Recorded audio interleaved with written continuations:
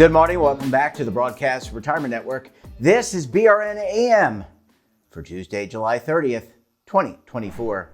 And our top story today, research shows that gamified investment sites have risks for novice investors.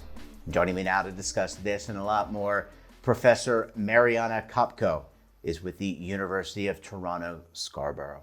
Professor, so great to see you. Thanks so much for joining us on the program this morning. Thank you for having me. This is a really interesting study, and we'll get into some of the details in a few minutes. But let's talk about what gamification is. Do you mind just sharing kind of a definition that we can kind of work with? Yes, sure. So there are three, I could say the three main categories that online platforms and apps, right, that allow you to trade kind of mix and match, right?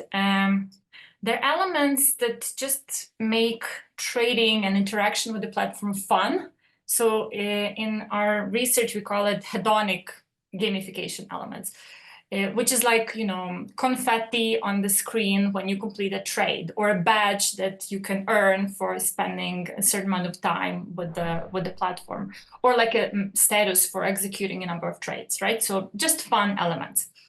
And there is the elements that we call informational, because they carry some information about the price process, about so for example, price notifications, right? They tell you the price went up or the price went down by this much, right? So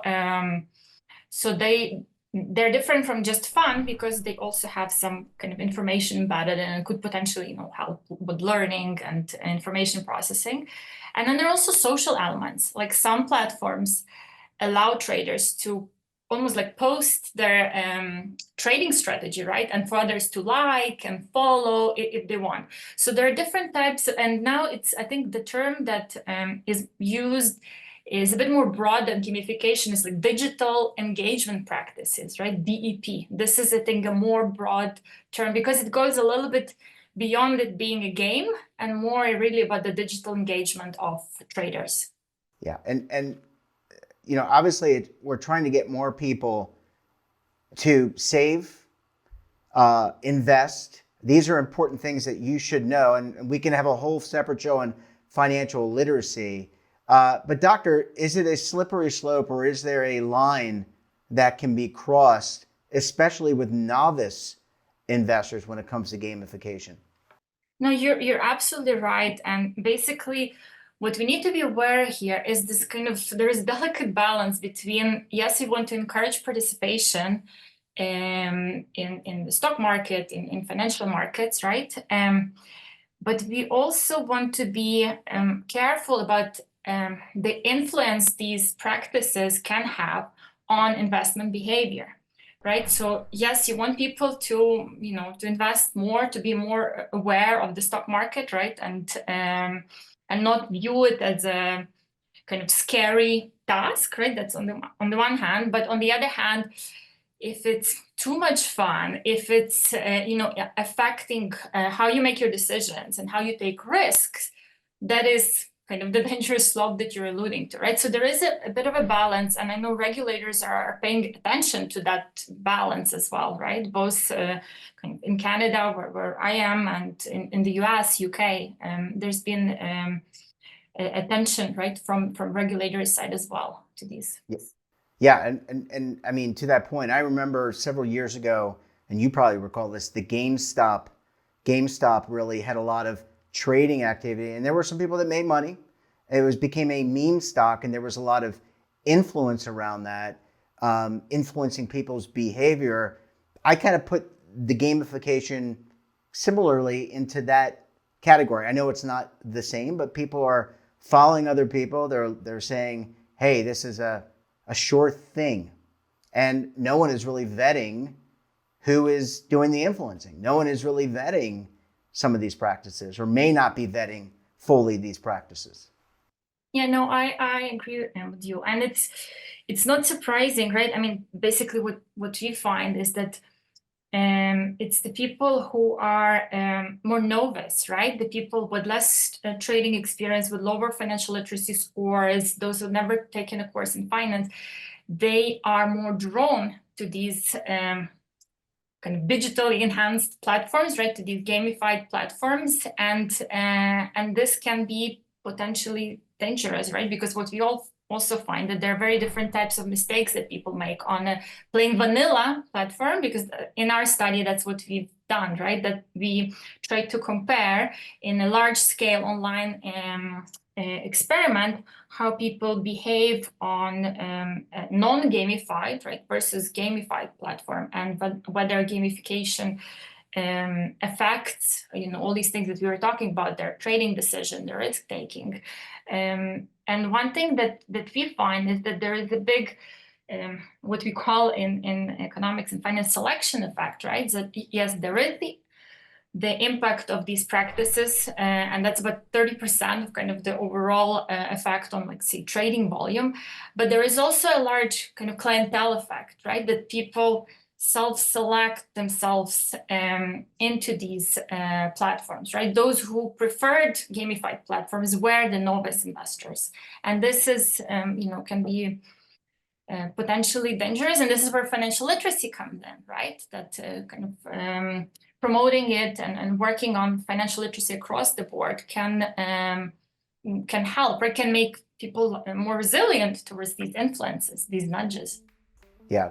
Well, I mean, you make really good points. And Professor, I need to take a very quick break. When we come back, we're going to talk more about gamification, what government should do and what you can do to prevent significant losses. You're going to want to stay tuned right here on BRN AM.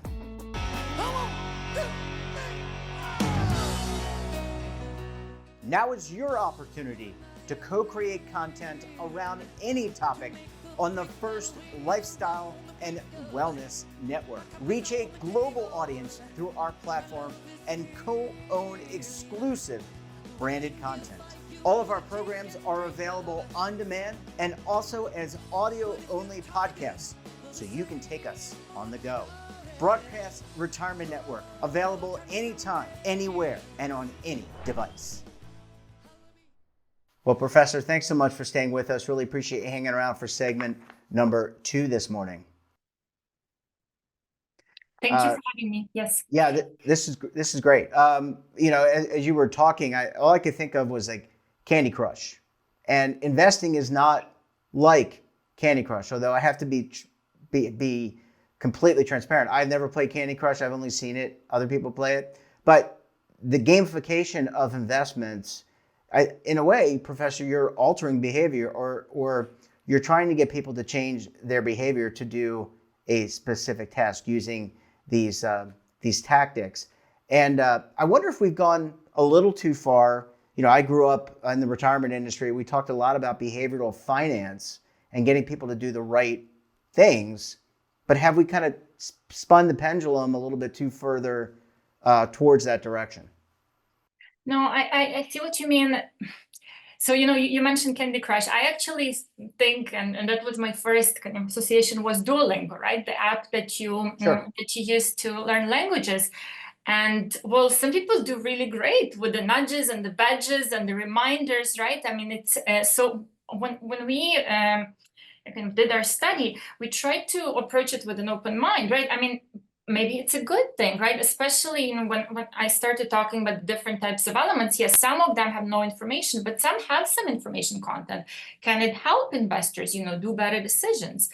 And basically what we find is that like, for instance, the gamification elements that have price information can help investors invest better and make better decisions because they enhance learning, but only those who have accurate beliefs to begin with.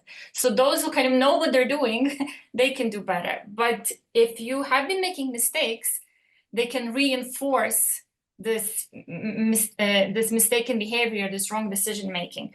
So I completely agree with you that we need to be paying attention to these things. And I know regulators are paying attention to these things. So in UK, the Financial Conduct Authority, they conducted their own experiment and kind of found very similar effects on trading activity and also effects on risk taking. I know that FINRA is also interested in keeping an eye on these studies, and there will be a roundtable in October discussing these practices, right? So from my perspective, right, we talked about this balance about you want to encourage participation, but you don't want to influence behavior. So I think ideally, online investment platforms and these apps should remain neutral, right? Not influencing investors' decision. That's a dangerous slope. So from regulatory perspective, the best approach from what we've seen, right, is about financial literacy, right? You want to enhance financial literacy universally, which in the first place will reduce the likelihood of investors being swayed by these nudges, right? So you want to make investors more informed, more resilient to these things, but also for the platforms to kind of stay more neutral, right? Because they have their own incentives. They do have their own incentives, Professor, and that is to perform trades. Typically platforms get paid off the trades. There are other ways to get paid as well. So knowing all this and knowing that it's being looked at by the FCA, the FINRA, and some of the other regulatory entities around the world, let's just talk about being a better consumer. So if someone's watching this, they're, as I said, a novice investor, an intermediate investor, or they view themselves as an expert investor. How do you become aware whether or not to be the best consumer possible, meaning you're not necessarily influenced or overly influenced by some of these tactics? I mean, do you need to open your eyes a little bit more and take a step back? Is that what it takes to be a better consumer here? I think there is something to what you say in the sense that these are important decisions, right? The decisions about your investment portfolio, the decision about your retirement planning, right? So maybe, and this is again like my personal view, maybe, and this is what I'm doing, it could be better to sit in front of your computer or maybe actually have a meeting with your advisor, right? Like if you maybe realize that you lack in some of this, financial expertise, maybe if you didn't have courses in finance, yes, it might feel more like a chore and less fun that, doing things on your phone while watching Netflix at the same time. But these are important decisions, right? And we actually need to kind of sit down and think about, your money instead of just, turning it into a game and having this kind of, fun time. Oh, here I earned a couple of dollars and here I lost, right? Like it needs to be, you need to take responsibility. These are important choices and important decisions to be made. Yeah, it's definitely not like Monopoly, because that Monopoly money is not real. And you can make all the mistakes, and if you fail and you become bankrupt, no big deal, you put the game away. But in real life, if you make mistakes, and I think a lot of people have found this out. I think some people have had success. You had the study. You did the study, and I think some people have had success, but I think, you just don't want to put yourself personally in a situation where you're going to pay a high price. Professor, we're going to have to leave it there. Always great to see you. Thanks so much for joining us, and we look forward to having you back on the program again very soon. Thank you so much. Thank you. That wraps up this episode of BRNAM. Have a topic of interest, someone you think we should talk to? Drop us a line, and don't forget, for all the latest curated news and lifestyle, wellness, finance, tech, so much more all in one place, check out today's edition of our daily newsletter, The Morning Pulse. Want to search our archives, check out our latest content? Well, visit our website. Hey, we're back again tomorrow for another edition of BRNAM of a very special guest and another important topic. Until then, I'm Jeff Snyder. Stay safe, keep on saving. Don't forget, roll with the changes.